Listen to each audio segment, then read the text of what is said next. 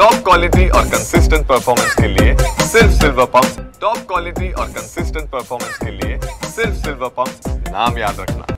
पहलगाममध्ये झालेल्या दहशतवादी हल्ल्याला आता भारत सरकारने देखील प्रत्युत्तर दिलेलं आहे आणि त्यामुळे पाकिस्तानमधील 9 दहशतवादी अड्ड्यांवरती भारत सरकारने अर्थात लष्कराने प्रत्युत्तर दिलेले हल्ला केलेला आहे आणि या संदर्भातच बोलण्यासाठी आता आपल्या सोबत आहेत निवृत्त लेफ्टनंट जनरल दत्तात्रय शेकटकर सरांनी यापूर्वी देखील पाकिस्तान विरोधी जे काही युद्ध भारताने पुकारली होती त्यामध्ये त्यांचा महत्त्वाचा सहभाग होता।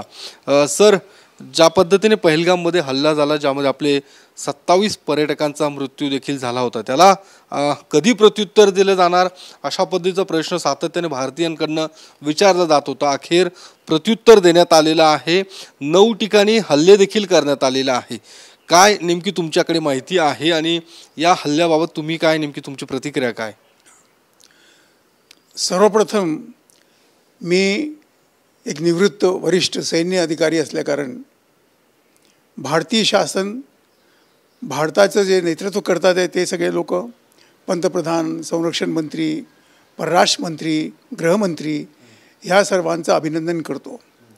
वायुसेना, थलसेना, नौसेना त्यांचं पण अभिनंदन करतो कारण की हे जे हल्ले केलेले गेलेले हे वायुसेनेचे विमान होते तिथे ते गेले होते पायलट्स, त्याच्या अगोदर ते गेले नव्हते। आणि ही माहिती जे 9 ठिकाणी POKमध्ये इतर जागी हल्ले केले गेले ती वायुसेनेला मिळाली असेल आणि त्यांनी ते नेत्यानं शोधले आणि शोधून त्यांच्यावरती हल्ला केला आणि ह्या हल्ल्याचं कन्फर्मेशन किंवा स्वीकृती पाकिस्ताननी स्वतः दिलेली आहे। आता पहिली ह्या हल्ल्याचं जे नाव आहे ऑपरेशन सिंदूर ह्याचा एक फार महत्त्व आहे। ज्या दिवशी पहलगाममध्ये हल्ला केला त्या दिवशी जो अधिकारी मारला गेला तरुण ते फक्त 11 दिवस अगोदर त्यांचं लग्न झालं होतं आणि त्यांची पत्नी तिचं सिंदूर त्यांनी पुसलं आणि त्यावेळेला असं केलं होतं की आम्ही तुम्हाला कबरेमधून काढून टाकू। त्या आपल्या तरुण बहिणीचं मुलीचं सिंदूर जे तुम्ही पुसलं आहे आता आम्ही तुमच्या आतंकवाद्यांचं पिसू। आम्ही तसं बोलत नाही आहे परंतु म्हणून ते ऑपरेशन सिंदूर बहुतेक हे नाव दिलं असतं, इतरही काही जाऊ दे शकतात परंतु हे वास्तविकता आहे की जर कुणी हा हल्ला पण आहे हा भारतामध्ये जे भारतीयाच्या विरुद्ध काम करतात त्यांना आणि भारताच्या बाहेर जे कामं करतात आहे की जर तुम्ही आमच्या लोकांना त्रास दिला, बायकाचं सिंदूर पुसलं तर आम्ही तुमचा सर्वनाश करून टाकू। ही वास्तविकता आज आपण घेतली पाहिजे आणि ह्याकरता मी अभिनंदन करतो शासनाचं आणि सैन्याचं की त्यांनी हे काम केलं। 9 ठिकाणी हे हल्ले झाले पाकिस्तान अधिकृत काश्मीरमध्ये आणि पाकिस्तानमध्ये। आपण एक लक्षात घ्या की पाकिस्ताननी स्वीकृत नव्हतं केलं की आमच्याकडे आतंकवादी आहे, पण आता जेव्हा हल्ले झाले ते म्हटले तुम्ही आमच्या ह्याच्यावरती हल्ले केले म्हणजे पाकिस्तानला हे माहीत होतं की अमक्या जागी हे आतंकवादी राहत आहेत कारण की आशय त्यांनी दिला आहे, पैसा तेच देतात, सामान तेच देतात, शस्त्र तेच देतात, प्रशिक्षण तेच देतात, पैसा पण तेच देतात आणि त्यांना आदेश पण तेच देतात की तुम्ही भारतामध्ये जाऊन कुठे हल्ले करा। ह्याकरता पाकिस्तान हे म्हणू शकत नाही की आम्हाला हे माहीत नव्हतं।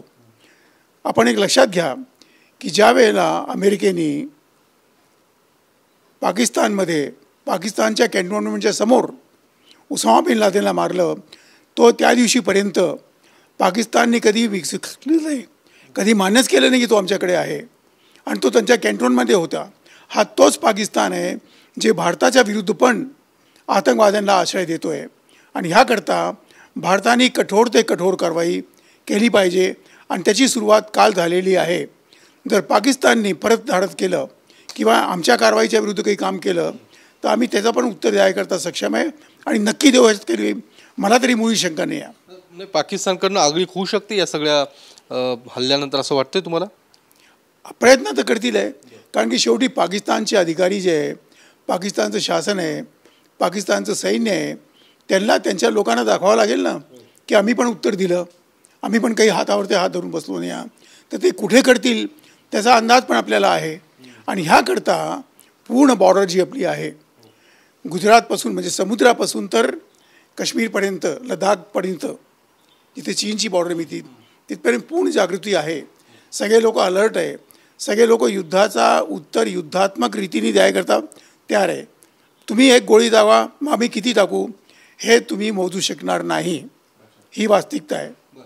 या सगळ्या याच्यामध्ये जे 9 ठिकाणी एअर स्ट्राईक केला गेला आहे, या 9 ठिकाणी हे दहशतवादी अड्डे होते. त्या ठिकाणी निवडून भारताने तो हल्ला केलेला आहे. याच्याबद्दल काय नेमकी माहिती? हे जे 9 जे ठिकाण आहेत दहशतवाद्यांचे, जे प्रमुख दहशतवादी जे आहेत त्यांचे जे अड्डे आहेत, ती त्या अड्ड्यांमध्ये ते आहे ती माहिती आपल्याकडे आली ना. आपण ती माहिती मिळवली, कुठून तरी मिळवली, कशी मिळवली, काय मिळवली हा चर्चेचा विषय नाही, कारण की हे सगळं गुप्तचर विभाग आपलं काम करतं. परंतु ही वास्तविकता आहे की त्याच 9 ठिकाणी आपण का हल्ला केला, 19 ठिकाणी का नाही केला, इतर जागेवर ते का नाही केला. आपण ही पण काळजी घेतो भारतीय सैन्य, भारतीय शासन, की आपल्या कारवाईमध्ये निरपराधी लोक जे आहे पाकिस्तानमध्ये त्यांचं कोणत्या प्रकारचं नुकसान व्हायला नको, त्यांचे प्राण नाही गेले पाहिजे, ही काळजी आपण घेतो. पाकिस्तानी घेत नाही ते, पण आपण लोक घेतो. ह्याकरता त्या 9 अड्ड्यांचं सिलेक्शन केलं होतं. आणि अजून पण माहिती आपल्याकडे आहे, ठीक आहे. मुझफ्फराबाद आहे, बालाकोट आहे, हे सगळे जे आहे हे टार्गेट आम्ही शोधले होते अगोदरच, आणि परत जाऊ आम्ही तिथे. त्याचप्रमाणे पाकिस्तानच्या सैन्याने, अधिकाऱ्यांनी आणि शासनाने म्हटलं काल रात्री की पाकिस्तान भारतावर ते हल्ले करेल, आम्ही ह्या हल्ल्याचं उत्तर देऊ आणि ती जागा आणि वेळ आम्ही शोधू आहे, म्हणजे ते आपल्यावरती हल्ला करतील आणि सांगणार नाही. आणि ह्याकरता आपल्याला पूर्ण भारतामध्ये सावध राहिलं पाहिजे. शासनाची टीका नको, राजकारणमध्ये आणू नका. तुम्ही जिवंत आहे कारण की राजकारण आहे म्हणून, तर भारतीय शासनाला शिव्या देऊ नका. त्यांच्यामध्ये कमतरता काय केलं आहे ह्या सगळ्या गोष्टीचा हिशोब तुम्ही नंतर लावा जेव्हा तुमच्या कोळ. आज वेळ आहे की पूर्ण राष्ट्रांनी भारतीय शासनाबरोबर, भारतीय सैन्याबरोबर, भारतीय नौसैन्याबरोबर, भारतीय गुप्तचर संस्थाबरोबर, भारतीय परराष्ट्र मंत्रालयाबरोबर उभं राहण्याची आवश्यकता आहे. हेच आपण करू शकतो आहे. आणि माझ्या माहितीप्रमाणे आपलं काही नुकसान त्यात झालेलं नाही आहे. आपले जे विमानं सगळे सकुशल परत आलेले आहे, सगळं झालेलं आहे. या सगळ्या याच्यामध्ये तिकडे पाकिस्तानमध्ये देखील अफरातफरी झाल्याचं पाहायला मिळतंय. पंजाब, जे पाकिस्तानमधलं पंजाब आहे, तिकडे आणीबाणी घोषित करण्यात आलेली आहे. अनेक ठिकाणी जे काही विमान आहेत, विमानतळं आहेत, त्या ठिकाणी सुरक्षा वाढवली किंवा तिथले विमानाची उड्डाण ती रद्द करण्यात आलेली आहे. तिकडची परिस्थिती या सगळ्या याच्यामध्ये गोंधळाची निर्माण झाली. तर काय वाटते सगळं आल्यानंतर? पंजाबचा, पाकिस्तानचा जो पंजाब आहे हा जे एक मूळमध्ये पाकिस्तान ॲक्च्युली आहे, त्याची बॉर्डर आपल्या लाहोरबरोबर लागलेली आहे, अमृतसरबरोबर लागलेली आहे. मी स्वतः 1965च्या युद्धामध्ये लाहोरपर्यंत गेलेलो आहे. लाहोरचं विमानतळ ते भारतीय सैन्याच्या कंट्रोलमध्ये, कंट्रोल म्हणजे विमानं तिथे उतरत नव्हते, ते मी पाहिली ती जागा. आज भारताचे, पाकिस्तानचे 4 प्रांत आहेत, तुकडे होऊ शकतात. एक आहे सिंध, जिथे आता स्वातंत्र्यता ते मागतात आहे. दुसरं आहे बलुचिस्तान, जिथे रोज पाकिस्तानचे सैनिक मारता येतात आहे, त्यांनी विद्रोह केला आहे. आणि बलुचिस्तान तुम्हाला माहीत असेल किंवा मी सांगतो तुम्हाला, ही वास्तविकता आहे, इतिहासात पहा. तिचे मूल रहिवासी आहे ते महाराष्ट्रातले गेले होते. अजून पण ते मराठी शब्द वापरतात, आई शब्द वापरतात, अनेक मराठी शब्द वापरतात. बलुचिस्तानचा जो क्षेत्र आहे हा भारताच्या पेशवाईच्या खाली होता अगोदर, आणि आज पण पाकिस्तानच्या विरुद्ध ते लोक कामं करतात आहे. आपण त्यांना प्रोत्साहन देत नाही, परंतु ही वास्तविकता आहे. तिसरा प्रॉविन्स आहे खैबर पख्तूनख्वा, जो बलुचिस्तानला लागून आणि अफगाणिस्तानला लागून आहे. ते पण स्वातंत्र्याला लढाई करतात आहे. जर त्यांनी तिन्ही प्रांतांनी शस्त्र उचलले तर फक्त पाकिस्तानचा पंजाब प्रॉविन्स आहे त्याला पाकिस्तान म्हणू शकतो आपण. त्यानंतर पाकिस्तानचा सर्वनाश होईल आणि पंजाबचे काय हाल होतील हे त्यांनाच माहीत आहे. या सगळ्या हल्ल्यानंतर जो हाफिज सईद आहे त्याची सुरक्षा पाकिस्तान लष्कराने वाढवल्याची माहिती मिळते, कारण या सगळ्या याच्यातला तो देखील एक दहशतवादी या सगळ्याच्या टार्गेटवरती आपल्या आहे लष्कराच्या. त्याची सुरक्षा मात्र पाकिस्तानने वाढवलेली. नक्कीच वाढवेल, कारण की तो त्यांचा मुख्य आहे ना. पाकिस्तान हे जितके पण मोठे मोठे आतंकवादी स्वतःला मोठे म्हणतात, आतंकवादीच आहे ना. त्यांना काही 4 हात नसतात, 3 डोळे नसतात, 4 हात नसतात. ते एक सामान्य व्यक्ती असतात, पण त्यांची बुद्धी इतकी भ्रष्ट होती की त्यांना आतंकवादी आणि भारताच्या विरुद्ध दुसरं काही दिसतच नाही. त्यांना आंधळं करून टाकतात लोक. आणि हाफिज सईद झाला, त्याचे लोक जे आहे, होऊ शकतं ह्या 9 पैकी कुठेतरी असेल, ते पाकिस्तान स्वीकार नाही जरी तो गेला तर, आणि असेल तरी तो मारला जाईल कधी ना कधी. तर तो जिवंत राजा उस्माबाई मारू शकतो, इतर लोक मारू शकतात. आपण पण त्यांना शोधून मारू आणि मारलं पाहिजे. कारण की ह्या लोकांनी भारतावरती हल्ले केले.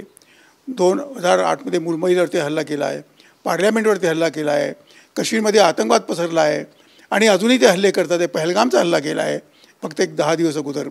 ती ही वास्तविकता लक्षात घेऊन पाकिस्तानला कठोर ते कठोर सैनिकी आणि इतर प्रकारचे जी उत्तरे ते देणं आवश्यक आहे. आणि ह्याचकरता भारताने सिंधू नदीचा जो प्रवाह आहे ते पाणी बंद केलेलं आहे. आता पाकिस्तानला कळेल की पाण्याची किंमत काय असती आणि भारताची किंमत काय आहे. या सगळ्या याच्यामध्ये ज्या पद्धतीने हे सगळे सुरक्षा वाढवण्यात की जो हल्ला झालेला आहे, तुम्हाला वाटतं की जी काही अमेरिका आहे किंवा अमेरिकेने देखील ट्रम्पने जी काही प्रतिक्रिया दिलेली आहे त्यांचं म्हणणं की हल्ल्याची माहिती मिळालेली आहे, दहशतवादाचा खात्मा केला पाहिजे, कारवाईचं कुठंतरी स्वागत होताना दिसतोय. त्यामुळे अमेरिकासुद्धा आपल्यासोबत आहे एकूण असं दिसतंय. युद्धामध्ये सोबत नसेल आहे, परंतु एक गोष्ट आहे की जगातले अनेक देश जे आहे हे आज फक्त अमेरिकाच नव्हे तर जवळजवळ 58 देशांनी भारताला समंत्रण दिलं आहे की ह्या कारवाईबद्दल नाही की तुम्ही आतंकवादी कारवाई करा, आम्ही तुमच्याबरोबर आहे. आता आज जेव्हा त्या देशांना कळलं असेल रात्री किंवा सकाळी कळेल त्यांची प्रतिक्रिया काय होईल हे सांगेल. अमेरिकेचं तुम्ही ट्रम्पचं नाव घेतलं, प्रेसिडेंट ट्रम्पचं नाव घेतलं. हे उसामा बिन लादेनला अफगाणिस्तानमधून आणून पाकिस्ताननी ठेवला होता आणि त्या उस्मानी बिन 9/11चा हल्ला अमेरिकेवरती केला होता. हे आपण विसरू शकत नाही. तर अमेरिकेने त्याचा वाचपा घेतला, त्यांनी ते नाव उचललं, हेलिकॉप्टरमध्ये टाकलं आणि समुद्रामध्ये त्याची डेड बॉडी फेकून टाकली. आणि ते करतील आहे, कुठेही करतील आहे आणि केलं पाहिजे. आजच्या जगामध्ये जर तुम्ही हातावरती हात धरून बसताय, आता तो काळ गेला की कुणी तुमच्या गालावरती एक थप्पड मारली, तुम्ही दुसरं गाल दाखवा. गाल दाखवायच्या अगोदर, तो हात उचलायच्या अगोदर तुम्ही त्याचे हात तोडून टाका. त्याची हिंमतच नाही पाहिली पाहिजे. आणि भारत आता सातत्याने पाकिस्तानबरोबर हेच कारवाई करणार आहे, ह्यात मला मुळी शंका नाही आहे. मी सैन्यात काम केलेलं आहे, 40 वर्ष काम केलं आहे. 1962 पासून तर 2002पर्यंत सगळे युद्ध पाहिले आहे. आणि शत्रूबरोबर काय केलं पाहिजे, शत्रूच्या लोकांबरोबर नाही, शत्रूच्या राष्ट्राबरोबर नाही, शत्रूचे जे अधिकारी आहे, शत्रूचे जे सैनिक आहे, शत्रूला जे आदेश देतात, शत्रूला जे पैसा देतात, त्यांच्याबरोबर काय केलं पाहिजे हे आपल्याला माहीत आहे आणि आपण करू आहे. धन्यवाद सर. तर या सगळ्या हल्ल्यानंतर आता पाकिस्तानकडून देखील आगळी करण्याची शक्यता आहे, मात्र त्याला देखील प्रत्युत्तर देण्याची ताकद आपल्या लष्करात आहे. त्यामुळे या सगळ्या हल्ल्यानंतर पाकिस्तानने जर यापुढच्या काळामध्ये अशाच पद्धतीने आगळी करण्याचा प्रयत्न केला तर त्याला देखील तसंच चोख प्रत्युत्तर दिलं जाईल असं दत्तात्रय शेकटकर यांचं म्हणणं आहे. कॅमेरामन तुषार ननावरेसह मी योगेश बोरसे, TV9 मराठी, पुणे.